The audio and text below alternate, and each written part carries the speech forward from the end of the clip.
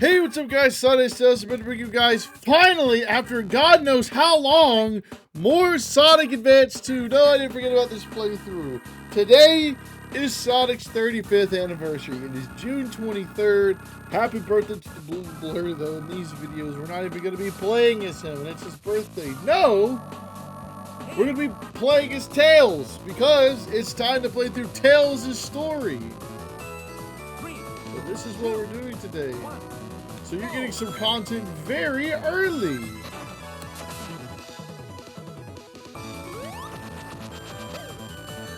Ouch. Hey, no. Get back here, bro. So no, we're finally doing the Tails story after it has to have been pretty close to probably about a year since I think we actually did this. Actually did the last part of this, and I know I'm sorry.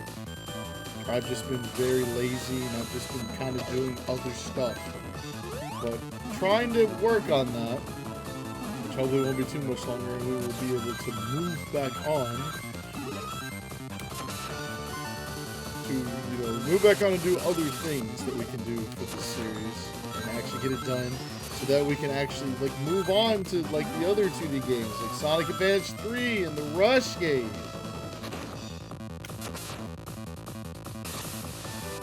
Because those are games that I've been wanting, that I think we've never actually completed. We haven't done a full playthrough on Sonic Advance 3, I don't think. And then Sonic Rush has never had a full one that was complete. There we go. That's it for Act 1 Elite Four. Finally wearing the old Sonic hat from way back when. So moving on to Act 2. 3, 2, 1, go!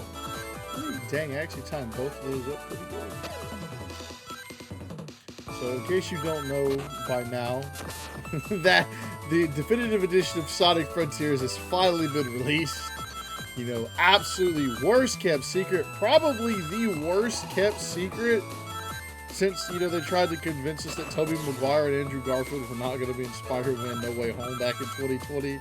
It was that levels of terrible. So, yeah. I think we all knew that was coming. It was that Roger and Fidel actually announced on the birthday stream. I saw when the notification popped up. I'm not watching the birthday stream, and that has nothing to do with the controversial picks to actually be a part of the show.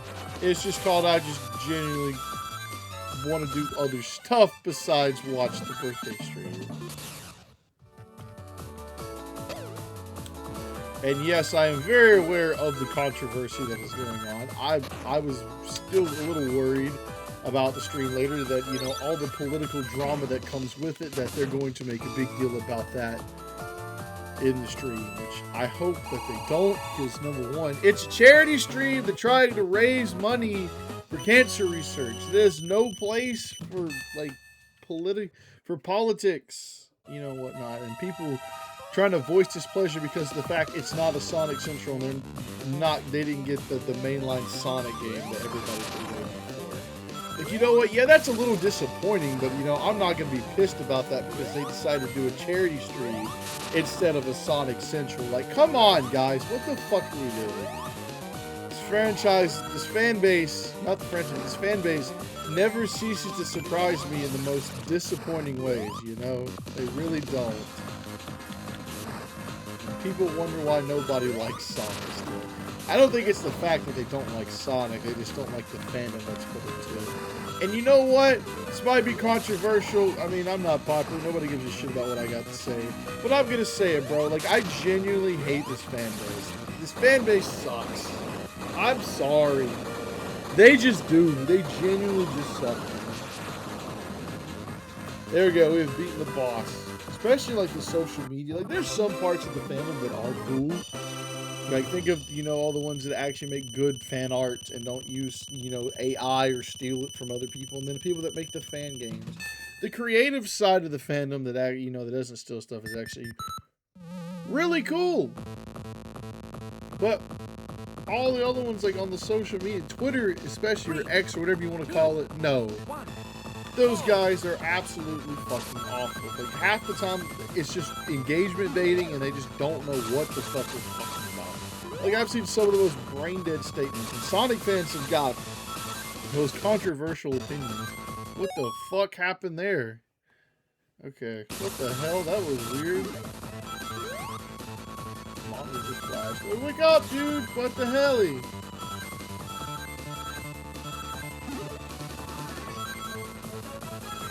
Tails was going so fast that the computer couldn't handle it.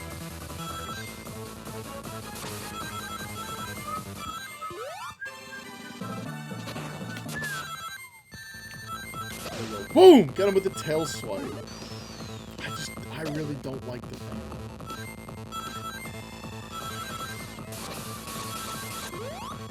And what is it? Sega's saying that they're going to try to cater more towards influencers. Like, why did I sound like I said that weird? Yeah, influencers. Why does it sound so weird to say?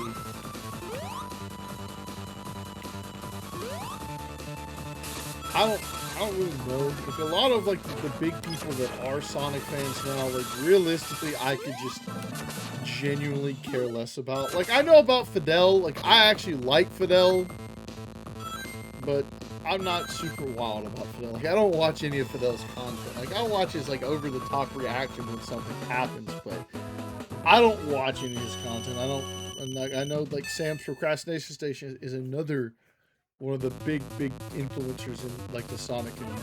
But I don't watch any of his stuff. Like, I don't have a big Sonic, you know, like a big Sonic channel that I watch. Like, Kobe was the only one I really did watch. You know, and he's actually started uploading a little bit more. Obviously, he's just got like random stuff here and there. So I guess he's slowly getting back into the YouTube thing. I'm not sure he's getting back to it, but he's slowly uploading again. And like engaging with his community. He was the only real big Sonic tuber I ever watched. And realistically, nobody has been there to take his place. Say what you want about him. I know like some of the stuff he said, some people don't buy. What do I think about it? I don't know. I'm not really going to get into depth with that here. But maybe this first little bit will just be explaining my opinion about, basically just about the Sonic fandom, man. I don't really fuck with the fandom though. Because a lot of people here just genuinely seem like they're just here for the sake of just, you know what, not just people, but a good chunk of the fandom genuinely just feels like they have to have something to complain about. They have to have something to complain about, and I don't understand that. Look, I get it. There's a lot of things in the Sonic series that, you know, aren't all that great. Like, the game quality can vary quite a bit. You know, I understand there's a lot of games, but it's like, even in the good games, like, people just have shit that they just have to complain about. Which, you know, to be honest, a good bit of it is warranted. But it's like, you know, the whole thing about, the thing that, you know, the biggest thing to me that I found was annoying? The model discourse. Why are we freaking out about Sonic schools being too short? This is my opinion. I don't understand. Why? Why are we freaking out about Sonic? I don't give a shit. But then again, yeah, that's just my opinion, dude. I don't give a fuck about Sonic schools being too fucking short in the model. Does it look like Sonic? Yes, it does. That's all I give a damn about. I want it to actually look like the video game, the character. I want it to look like Sonic. Oh my gosh. I don't care about Sonic's model being like that. I care about the game, you know, not being a complete fucking mess and us taking back steps and actually, you know, making progress in like game design. That's what I worry about. I worry about the game being good. I want the game to I want Sega and Sonic team to legitimately actually be taking their steps in the right direction to make sure we don't get back in a position that we were in after 06 and Forces, where the fandom, where the series was basically on fucking life support. Like, I don't want to be back there, but no, we're worried about like stupid shit. You know, realistically, I don't even think I even know what I'm talking about, but I'm gonna keep going in the next video. I'll see you guys in music.